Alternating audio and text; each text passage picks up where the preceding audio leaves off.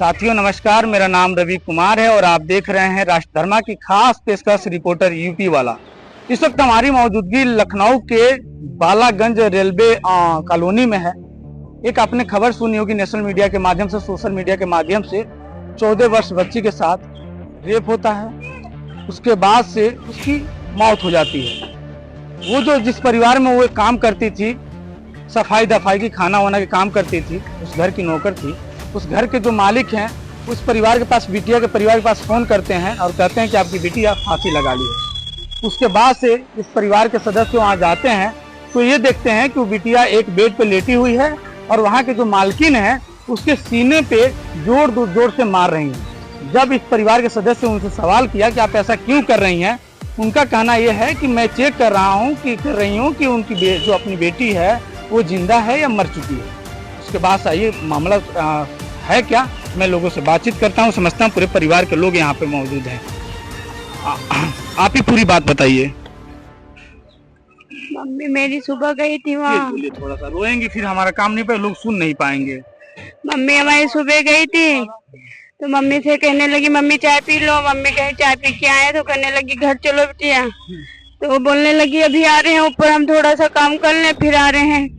Mummy यहाँ पर घर पहुंची है, बस हमने वहाँ फोन लगाया तो कहने लगी आपकी बहन फांसी लगा ली, लेकिन फांसी उनने नहीं लगाई है, उसको जबरदस्ती कुछ करा गया है, फिर उसको मार दिया गया है।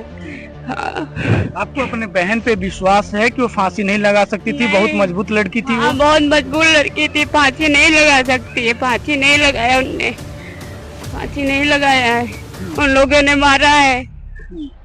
क्योंकि फांसी लगाया तो कुछ भी निशान वहाँ फांसी का था ही नहीं, कुछ नहीं, ना फंदा ना कुछ भी नहीं था। हम लोग गए हैं तो बेड पे लेटी हुई पड़ी हुई थी। आइए कुछ लोगों से और बातचीत करते हैं। परिवार हैं, भावुक हो चुके हैं लोग, लेकिन अब भावुक होना जायज भी है क्योंकि परिवार की बेटी और बहन गई हुई है। सर पूरी डिटेल बताइए आप, आपका क्या नाम है, बेटी आपकी क्या लगती है और क्या क्या हुआ आपके सामने? मैं इस परिवार को कम से कम नहीं तो 15-20 साल से जानता हूँ मैं इस परिवार को, और वो बच्ची हमारे सामने में पली बड़ी है, बड़ी हुई है, और वो बहुत चंचल थी और जवाब देने में एकदम पीछे नहीं हटती थी। जो भी बात होती थी सत्य बोल देती थी वो। और ये लोग वहाँ पे काम करने के लिए उसको घर में रखा हुआ था।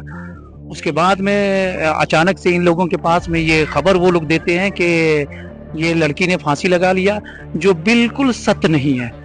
वो लड़की किसी भी एंगल से वो फांसी नहीं लगा सकती।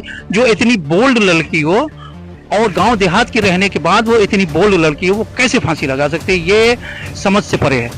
दूसरी बात ये कि उसका सिर्फ उसको मारा ही नहीं है, murder plus rape plus murder है उसका। जो पुलिस भी सहयोग नहीं कर रही है इन लोगों का। ये लोग बेचारे बेबस हैं। हर तरफ ये लोग अपने स्तर से ये लोग जा रहे हैं, बातचीत कर रहे हैं, कहीं पे कोई सुनवाई नहीं है इनकी। ये सरकार कहती है कि बेटी पढ़ाओ बेटी बचाओ, लेकिन ना तो पढ़ाई है ना बेटी बच रही है। जहां देखिए वहां, जिस डिस्ट्रिक्ट में देखिए, जिस 2-4 चौराहे के बाद में आप चले जाइए, महीने भर में आपको एक ना एक रिपोर्ट इस टाइप की मिल जाएगी।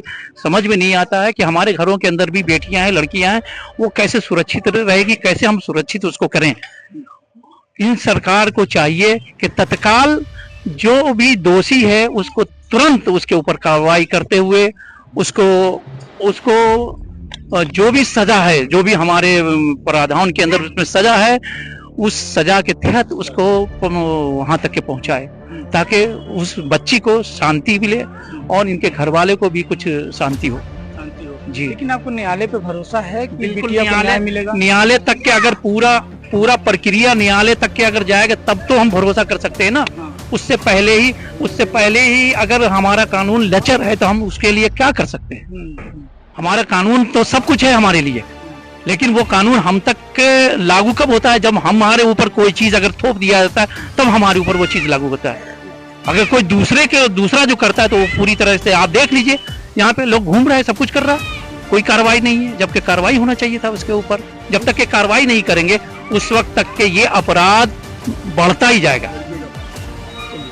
जो बिटिया हैं उनके भाई हैं, मैं उनसे बातचीत करता हूं।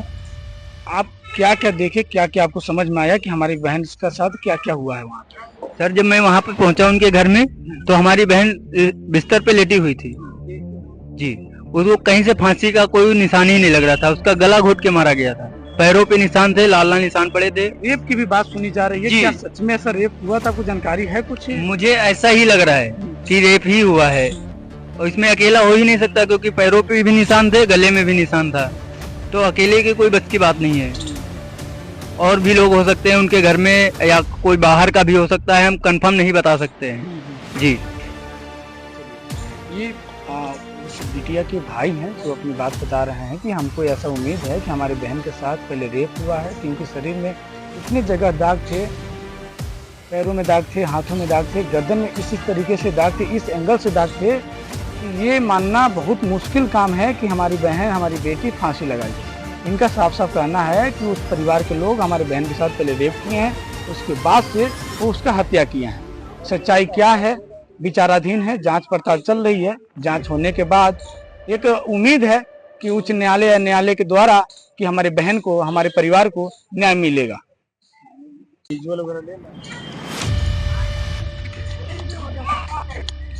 सरकार